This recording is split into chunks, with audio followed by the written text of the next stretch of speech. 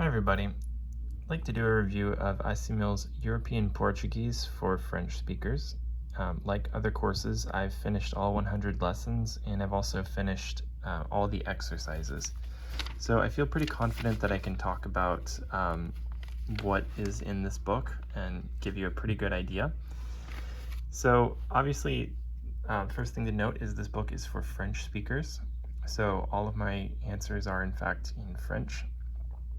This was necessary in order to check my answers against the book. If you're not comfortable in French, this is not going to be a very good resource for you, I think. Let's see, this is a updated version of an older course. So since sometimes you can identify books based on the first lesson, I'm just going to quickly show the first lesson. So it is this one that begins with Na Livraria. So I saw this book was also available in Italian in an older form, although some of the exercises were different, in case you prefer Italian over French. One thing I liked about this was that there were a lot of small exercises, so not very, very long sentences, just very simple stuff like this. But there's 9 of them here, and then I believe 6 there. This was helpful for me. As you probably can imagine, I'm not bothered by doing little exercises like that. But what was interesting is that this kind of continues throughout the whole book. So let's just jump to some random lesson and check it out. There we have 6 exercises there, and no, sorry, 8 exercises there and 7 here. So this doesn't really follow the typical Assimil, 5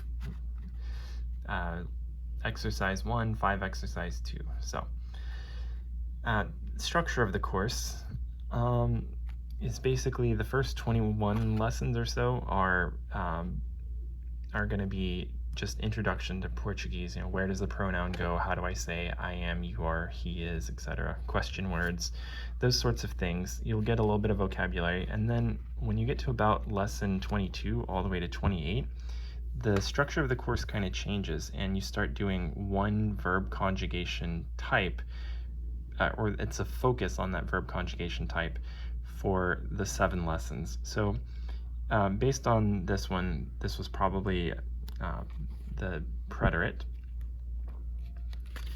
and so it's going to focus all the previous lessons on the preterite, and then the next few lessons might be, say, the imperfect. So if you go back to, or go forward to this, here we are, the imperfect. Yeah, there's the imperfect.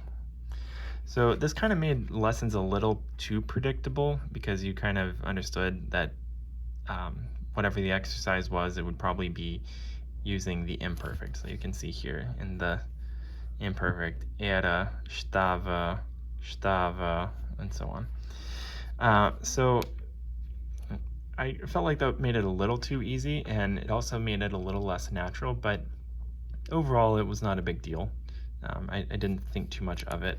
This book covers all the grammar points of conjugation, so that means present, preterite, perfect, present, perfect, past,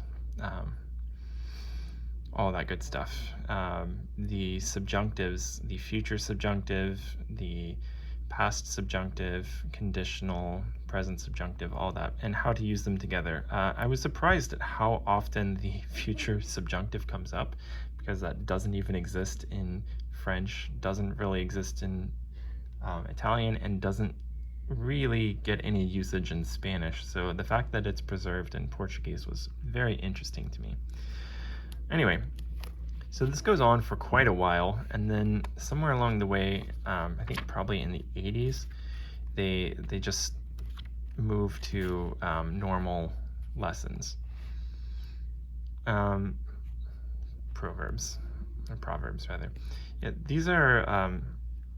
these lessons start getting a little bit more mature and kind of focusing on some literary topics, and then they go back to being silly somewhere along the way. There was a couple lessons toward the end that really just took forever for me. So one of them in particular would be like, it would be just made of just idioms, like this one. Aqui é gato is not literally saying there is a cat here. I mean, what it's trying to say is that there's something suspicious going on here. And you can see that they've translated this idiom with another French idiom, which this made it a little hard for me just because I'm not a native French speaker, and there are a couple idioms here that I hadn't heard before. So this one was a little painful to go through. But you know, if you were a native French speaker, this would be a lot easier. Still, structurally, I don't like this kind of lesson where they just dump a ton of idioms, because that's just not how people speak. In this particular case, it's almost like people are speaking in code. It's just so chock full of idioms. So I think the structure on the last few lessons here with the idioms was very unnatural. They would have done better to take all these idioms and kind of scatter them through the lessons. And indeed, there are idioms scattered through the lessons, but one lesson where they just dump them like that is just too much for me. They also have a poem in here, if I'm not mistaken, which was kind of fun. It was nice to change up the pace a little bit.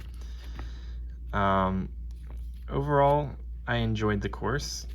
Can't complain too much. So the lessons content they were pretty good. Overall, pretty funny, you know, usual light humor that Assimil does.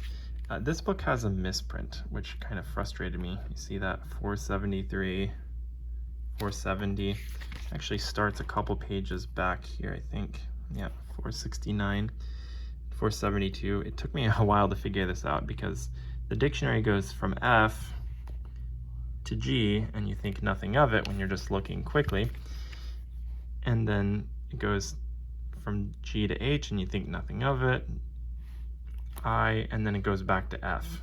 It's because the pages are slightly out of order here. So I hope this is just my copy. Hope this isn't every copy. It looks like a simple printing error, but this threw me for a loop the first few times because I did not notice this at all. 475, 478. Yeah, it was a little frustrating to use this dictionary. I had to pay very close attention to the page numbers, but it eventually corrects itself about 10, 12 pages later, and then it moves on to just being normal again. Anyway, overall, I had a great time with this course. It was fun. Learned a lot, but am I fluent? No. You're not going to be fluent from a 2-3 hour recording of Portuguese. It's just not reasonable, and so this B2 is absolutely not a reasonable expectation for you to have, even though it is written there. I'll leave some other resources in the description as well that might help you. This unfortunately is the best resource that I've found for European Portuguese. And if you're trying to learn exclusively European Portuguese while you kind of work on your accent, which is my case, it's actually really difficult to find just lots and lots of resources to support that goal. Compared to, say, Brazilian Portuguese or any other kind of Spanish or things with lots and lots of speakers. So anyway, I wish everyone good luck if they go for this. I think it was a very good course overall. I just wish there was an advanced version. All right. Anyway, I hope this video was helpful for you. I hope it gives you a sense of what you can expect in this course. And if you have any questions, just let me know in the comments. Take care.